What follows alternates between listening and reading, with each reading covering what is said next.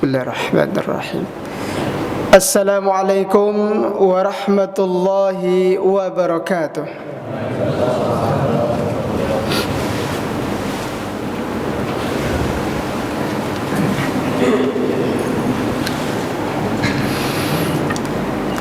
Alhamdulillahi rabbil alamin, wa bihi nasta'inu ala umurid dunya waddin. Wassalatu wassalamu ala asyrafil anbiya'i wal mursalin wa ala alihi wa ashabihi ajma'in. Asyhadu an la ilaha illallah wahdahu la syarika lah, wa asyhadu anna Muhammadan abduhu wa rasuluh. Allahumma salli wa sallim wa barik ala sayyidina Muhammadin wa ala alihi wa ashabihi ajma'in. Amma ba'du, fa ya ayyuhal hadirun, ittaqullaha haqqa tuqatih wa la tamutunna illa wa antum muslimun. Faqala Allah ta'ala fil Qur'anil Karim: Na'udzu billahi minasy syaithanir rajim. Bismillahirrahmanirrahim. Laqad kana lakum fi Rasulillahi uswatun hasanah liman kana yarjullaha wal yawmal akhir wa zakarallaha katsira. Shadaqallahul azim. Hadirin kaum muslimin sidang jemaah Jumat rahimakumullah. Alhamdulillah, marilah sama-sama kita bersyukur kepada Allah Subhanahu wa taala. Hari ini Allah senantiasa berikan kepada kita nikmat yang tak terhingga. Nikmat Allah itu yang tak terhitung bagi kita. Kalaupun seandainya kita sanggup dan mampu untuk mengumpulkan seluruh batu-batu, pasir-pasir beserta kerikil dan dikumpulkan kembali, ranting-ranting kayu dan bahkan daun-daun kayu itu, kalaupun sanggup kita untuk mengumpulkan dan menghitungnya, justru nikmat Allah itu tak bisa kita hitung. Begitu banyaknya nikmat yang sudah diberikan oleh Allah Subhanahu wa taala. La in syakartum la azidannakum wa la in kafartum inna azabi lasyadid. Siapa yang pandai bersyukur atas nikmatku, kata Allah, maka akan aku tambah. Tapi sebaliknya, siapa yang sudah kufur nikmat, siapa yang sudah tidak lagi pandai untuk bersyukur atas nikmatku, kata Allah, maka tunggulah azabku amatlah pedih. Mudah-mudahan kita termasuk hamba yang pandai bersyukur kepada Allah Subhanahu wa taala, insyaallah. Amin ya rabbal alamin. Berselawat kita kepada Rasulullah Muhammad sallallahu alaihi wasallam. Allahumma salli ala sayyidina Muhammad wa ala ali Muhammad. Assalamu alayka ya Rasulullah. Semoga kelak kita dengan memperbanyak berselawat dan berkirimkan salam kepada beliau, insyaallah kita akan mendapatkan syafaat di yaumil mahsyar kelak. Amin amin ya rabbal alamin. Ma'asyiral muslimin sidang jemaah Jumat rahimakumullah. Mumpung hari ini kita sudah berada di bulan Rabiul Awal 1444 Hijriah, dalam sejarah Islam yang sangat kita kenal dengan sebutan bulannya Maulid Nabi Muhammad sallallahu alaihi wasallam. Hadirin kaum muslimin sidang jemaah Jumat rahimakumullah. Allah Subhanahu wa taala telah mengabadikan Rasulullah sallallahu alaihi wasallam di dalam Al-Qur'an surah Al-Ahzab ayat 21.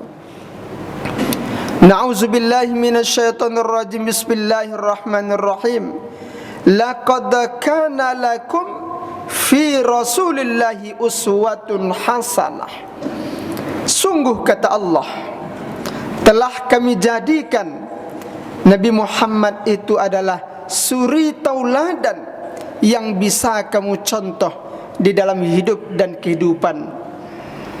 Hadirin kaum muslimin sidang jemaah Jumat rahimakumullah, kehadiran Rasulullah sallallahu alaihi wasallam memang ditempa oleh Allah Subhanahu wa taala. Beliau dilahirkan di tengah situasi dan kondisi bangsa Arab yang sangat luar biasa ketika itu.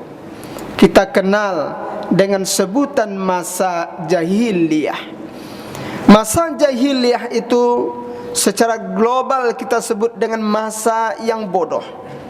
Tapi apakah bangsa Arab ketika itu orang-orang yang tidak berpengetahuan? Orang-orang yang tidak mengetahui atau orang-orang yang bodoh? Tidak begitu. Justru umat manusia yang terpintar itu munculnya di bangsa Arab tersebut. Hadirin kaum muslimin sidang jemaah Jumat rahimakumullah. Lalu Allah Subhanahu wa taala kepada kita selaku hambanya dan umat Rasulullah sallallahu alaihi wasallam, kalaulah kita mendambakan kehidupan kita selamat baik di dunia ini, apatah lagi ketika di akhirat kelak. Maka carilah tauladan, carilah figur yang terbaik di dalam hidup dan kehidupanmu. Hadirin kaum muslimin sidang jemaah Jumat rahimakumullah, barangkali kita banyak sekali memiliki idola-idola di dalam hidup kita. Di rumah tangga barangkali orang tua menjadi idola kita, di sekolah guru kita, di kampus dosen kita, di perusahaan instansi pimpinan kita. Silakan carilah idola, namun jangan sampai melupakan idola yang pertama itu adalah Rasulullah sallallahu alaihi wasallam. Kenapa kita jadikan Rasulullah itu sebagai uswatun, sebagai tauladan contoh yang terbaik di dalam hidup dan kehidupan kita ini? Hadirin kaum muslimin sidang jemaah Jumat rahimakumullah, minimal pada kesempatan yang berbahagia ini ada 5 karakteristik kepribadian Rasulullah sallallahu alaihi wasallam yang bisa kita contoh, yang bisa kita tauladani di dalam hidup dan kehidupan kita ini. Yang pertama, hadirin kaum muslimin yang dimuliakan oleh Allah Subhanahu wa taala, apanya Rasulullah itu yang bisa kita contoh? Kalau jawaban secara umum, semua kepribadian Rasulullah itu bisa kita tiru, bisa kita contoh, baik dari segi ucapannya, perbuatannya, akhlak dan lain sebagainya. Namun ada 5 karakteristik minimal kepribadian Rasulullah yang kita bahas pada kesempatan yang berbahagia ini. Yang pertama, hadirin kaum muslimin yang dimuliakan oleh Allah Subhanahu wa taala, salimul aqidah. Kepribadian Rasulullah sallallahu alaihi wasallam salimul aqidah. Aqidah yang diajarkan oleh Rasulullah sallallahu alaihi wasallam adalah aqidah yang lurus untuk mentauhidkan Allah Subhanahu wa taala. Jadi kehadiran Rasulullah sallallahu alaihi wasallam dilahirkan oleh Allah Subhanahu wa taala di tengah permukaan bumi ini, yaitu dalam situasi dan kondisi bangsa Arab yang sangat luar biasa yang kita kenal pada masa itu dengan zaman jahiliyah yang dipimpin oleh seorang raja yang bernama Raja Abraha. Begitu luar biasa perangai, tingkah laku dan lain sebagainya bangsa-bangsa Arab ketika itu, maka dilahirkanlah Nabi Muhammad sallallahu alaihi wasallam. Tugas utama beliau adalah untuk meluruskan akidah umat manusia ketika itu, untuk meluruskan dalam rangka untuk mentauhidkan, menyembah kepada Allah Subhanahu wa taala. Jadi akidah yang diajarkan oleh Rasulullah sallallahu alaihi wasallam mestinya di dalam hidup dan kehidupan kita ini, mari kita luruskan niat kita karena lillahi ta'ala. Silahkan kita bekerja, berusaha dan lain sebagainya, namun setiap usaha kita, setiap pekerjaan kita, tidak lupa kita berserah diri kepada Allah Subhanahu wa ta'ala. Bahkan di dalam solat selalu kita berikrar kepada Allah ketika kita baca doa iftitah kabira, maka di dalamnya kul inna solati wa nusuki wa mahyaya wa mamati lillahi rabbil alamin. Katakanlah, sesungguhnya solatku, ibadahku, hidup dan matiku hanyalah karena Allah lil alamin. Hadirin kaum muslimin yang dimuliakan oleh Allah Subhanahu wa ta'ala. Oleh karena itu, mari sama-sama kita luruskan niat kita, betul-betul mengakidahkan kita ini, mentauhidkan kepada Allah Subhanahu wa ta'ala. Akidah yang lurus, akidah yang benar yang sudah diajarkan oleh Rasulullah sallallahu alaihi wasallam. La tusyrik billah. Jangan mempersekutukan Allah dengan sesuatu apapun. Yang kedua, hadirin kaum muslimin yang dimuliakan oleh Allah Subhanahu wa taala. Kepribadian Rasulullah yang bisa kita contoh dari segi sahihul ibadah.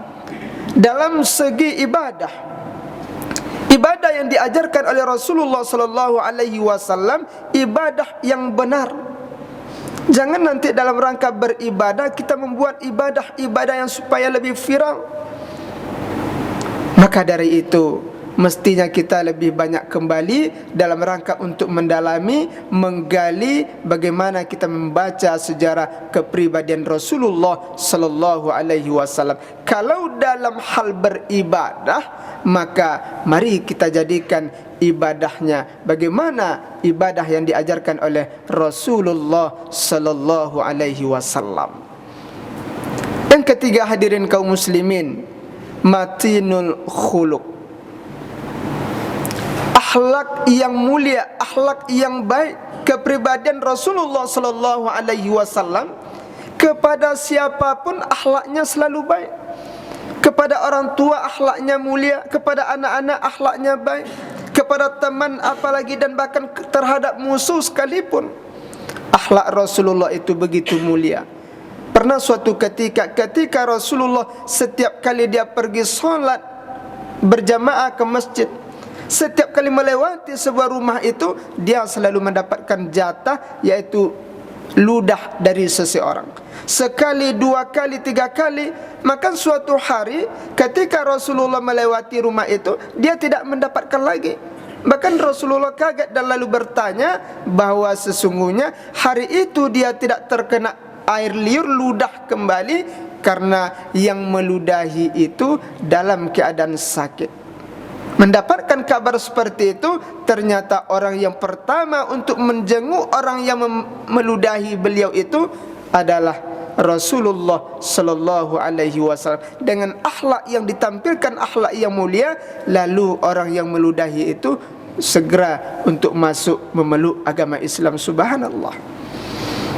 Ini akhlak-akhlak yang mulia yang diajarkan oleh Rasulullah sallallahu alaihi wasallam. Yang keempat, hadirin kaum muslimin, apa kepribadian Rasulullah yang bisa kita tauladani? Ternyata adalah qawiyul jismi. Rasulullah adalah kuat fisiknya, kuat jasmaninya. Kalau kita sebagai umat Rasulullah, mestinya umat yang mesti kuat jasmani, kuat fisik, dalam rangka untuk menegakkan agama Allah Subhanahu wa taala, dalam rangka untuk terus menerus kita mengembangkan, kita menegakkan, kita memperjuangkan agama yang ditinggalkan oleh Rasulullah sallallahu alaihi wasallam. Betapa hari ini, hadirin kaum muslimin, banyak di antara kita, kalaulah maraton, kalaulah berjalan, kalaulah pergi untuk camping, mendaki gunung dan lain sebagainya, barangkali banyak di antara kita yang masih kuat fisik kita. Akan tetapi ketika datang suara panggilan azan, lalu meskipun rumah kita dekat, kita tidak sanggup. Ini bukanlah termasuk umat Rasulullah qawiyul jismi yang dikatakan oleh Rasulullah sallallahu alaihi wasallam. Hadirin kaum muslimin, mari kita sebagai umat Rasulullah mestinya menjadi umat yang kuat fisik kita, kuat untuk bangun malam, kuat untuk beribadah, bukan lagi kuat untuk mencari dunia, akan tetapi kuat dalam rangka menegakkan agama Allah Subhanahu wa taala. Yang kelima, yang terakhir, hadirin kaum muslimin, kepribadian Rasulullah yang bisa kita tauladani, musaqqaful fikri, cerdas dalam berfikir. Rasulullah adalah orang yang cerdas. Kecerdasan Rasulullah itu sudah dibuktikan. Bukan saja orang-orang muslim yang mengadakan penelitian, akan tetapi ada seorang baran yang melakukan sebuah penelitian. 100 tokoh orang-orang terpintar di dunia ini, maka urutan yang pertama itu adalah Nabi Muhammad sallallahu alaihi wasallam. Subhanallah, yang melakukan penelitian bukan dari kalangan muslim. Begitu penghargaan kepada Rasulullah. Musaqqaful fikri, Rasulullah adalah orang yang cerdas. Bagaimana dengan kita sebagai umat Rasulullah? Maka kita juga mesti menjadi umat yang cerdas. Kalaulah kita tidak lagi mau belajar, kalaulah umat Rasulullah ini tidak lagi pintar, maka suatu saat umat Rasulullah ini akan mudah diobok-obok oleh musuh-musuh Islam itu.